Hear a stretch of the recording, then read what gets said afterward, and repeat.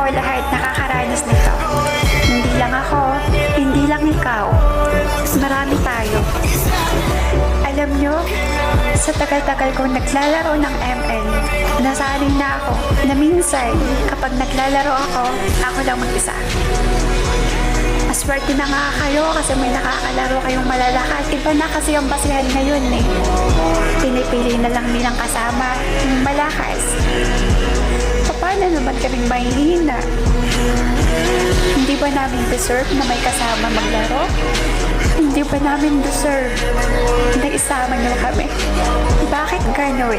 Pag malakas ka, nag-aagawan ka ng lahat para idugo ka at para samahan ka. Tapos, hindi mo namamalayan na may nasasaktan ka na pala. Kasi iniiwan mo yung taong sinamahan ka sa bawat laro mo at pinagpalit mo lang na pinakitaan ka ng mataas na win rate.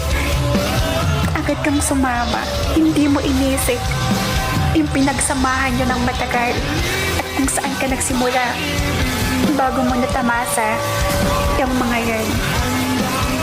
Kaya sa mga may mga kadugo dyan, huwag niyong iwan yung taong sinamahan kayo.